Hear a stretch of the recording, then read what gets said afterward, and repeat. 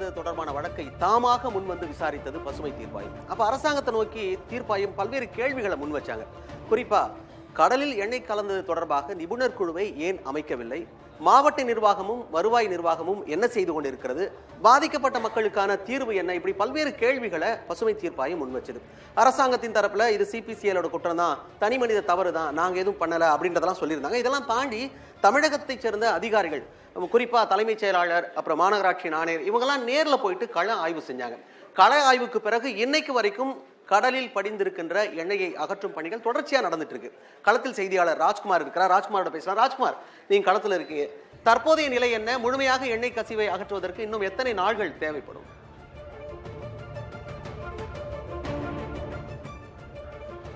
மணிமாறன், எண்ணூர் மற்றும் கொசஸ்தலை ஆற்றில் எண்ணெய் கழிவுகள் கலந்திருக்கக்கூடிய அந்த இடத்தில் கழிவுகளை அகற்றக்கூடிய நடவடிக்கையில் சிபிசிஎல் நிறுவனம் ஈடுபட்டு வருகிறார்கள். இதுவரை 75 படகுகள் மூலமாக எண்ணெய் கழிவுகள் அகற்றக்கூடிய பணியில் ஈடுபட்டு வந்த நிலையில் இன்று 5வது நாளாக அதற்கான பணியை தொடங்கியிருக்கிறார்கள். இன்று மட்டுமே 103 படகுகள் மூலமாக எண்ணெய் கழிவுகள் அகற்றக்கூடிய பணியை சிபிசிஎல் நிறுவனம் மேற்கொண்டு வருகிறார்கள். அதேபோன்று இதற்கு உதவியாக மீனவர்கள் மற்றும் மீன்வளத்துறை உள்ளிட்ட அதிகாரிகளும் இதற்கான பணியில் ஈடுபட்டு வருகிறார்கள். நேற்றைய நிலவரம் பொறுத்தவரை 7620 லிட்டர் எண்ணெய் கழிவுகள் அகற்றப்பட்டு இருக்கக்கூடிய நிலையில் வரக்கூடிய 17ஆம் தேதிக்குள் எண்ணெய் கழிவுகள் முழுவதுமாக அகற்றுவதற்கான நடவடிக்கை எடுக்க வேண்டும் என்று பசுமை தீர்ப்பாயம் அறிவுறுத்தல் செய்திருக்கிறார்கள்.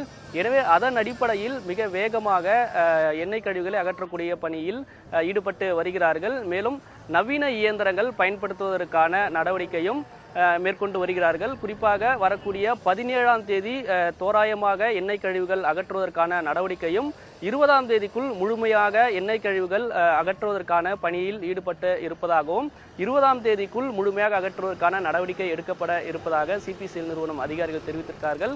அதன் அடிப்படையில் தற்போது எண்ணெய் கழிவுகளை அகற்றுவதற்கான பணியை தீவிரப்படுத்தியிருக்கிறாங்க. மணிமாறன், உண்மையாக கசிவை அகற்றும் வரைக்கும் சுற்றுச்சூழல் பாதிக்கப்பட்டிருக்கும், அதெல்லாம் தாண்டி கடல் வளம் பாதிக்கப்பட்டிருக்கும். இதெல்லாம் ஆராய்வு செய்யப்படுகிறதா? அங்க அதிகாரிகள் யாரும் இருக்கிறாங்களா?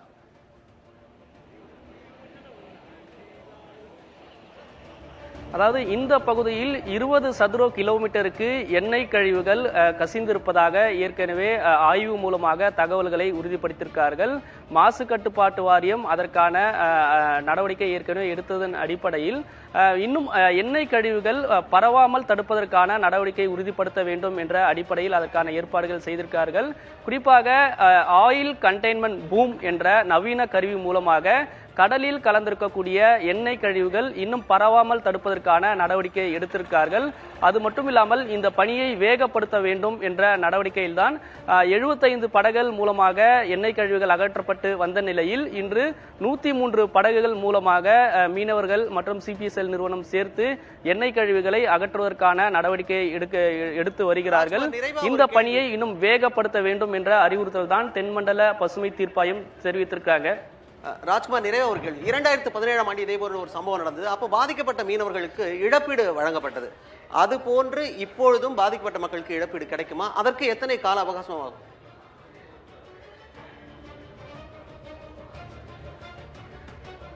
இழப்பீடு மீனவர்களுக்கு வழங்க வேண்டும் என்று சென்னை மாநகராட்சி ஏற்கனவே தமிழக அரசுக்கு பரிந்துரையும் செய்திருக்கிறார்கள்.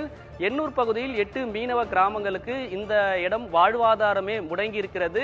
இன்னும் ஒரு சில நாட்கள் கடல்வாழ் உயிரினங்கள் மீன்கள் கிடைப்பதிலும் சிக்கல் இருக்கிறது. எனவே இந்த பகுதியை தனிப்பட்டமாக நிவாரணம் வழங்க வேண்டியது அவசியமாக இருக்கிறது. 2017ஆம் ஆண்டு ஆய்வு செய்த பொழுது அப்போது மீனவர்களுக்கு தலா 5000 ரூபாய் நிவாரணம் வழங்கப்பட்டது. தற்போது மீன்வளத்துறை தனியாக மீனவர்களுக்கான பாதிப்புகள் என்ன, படகு வலைகள் சேதம், அவர்களுடைய வாழ்வாதாரம், கடல் வளம் எந்த அளவுக்கு பாதிக்கப்பட்டது என்பதை குறித்தெல்லாம் ஆய்வு பணிகளை மேற்கொண்டு வருகிறார்கள். தமிழ்நாடு மாசு கட்டுப்பாட்டு வாரியம் அதே போன்று ஐஐடி நிபுணர் குழுவும் ஆய்வு பணிகளை மேற்கொண்டு வருகிறார்கள். எனவே நிவாரணம் வழங்குவது உடனடியாக எடுக்க வேண்டும், அந்த ஒரு கோரிக்கையும் அவங்க வலியுறுத்துறாங்க. அதற்கான பணிகளை இது முழுவதுமாக 20ஆம் தேதிக்குள் எண்ணெய் கழிவுகள் அகற்றப்பட்டால் அடுத்த கட்டமாக அரசு இதற்கான நடவடிக்கை எடுக்க வேண்டியது அவசியமாக இருக்கிறது. மணிமாறன், களத்தில் இருந்து விவரங்களை கொடுத்தமைக்கு நன்றி ராஜ்குமார். ஒவ்வொரு நாளும் அதற்கான பணி இரவு பகல் பாராமல் நடைபெற்றுக் கொண்டுதான் இருக்கிறது. நம்ம களத்துல இருந்து பார்க்க தான் செய்யறோம். ஆனா அதே சமயத்துல சுற்றுப்புற சூழல் பாதுகாக்கப்பட வேண்டும், மீனவர்களின் வாழ்வாதாரம் காக்கப்பட வேண்டும் அப்படின்னா இந்த பணிகளை இன்னும் கூட துரிதப்படுத்த வேண்டிய அவசியம் இருக்கிறது.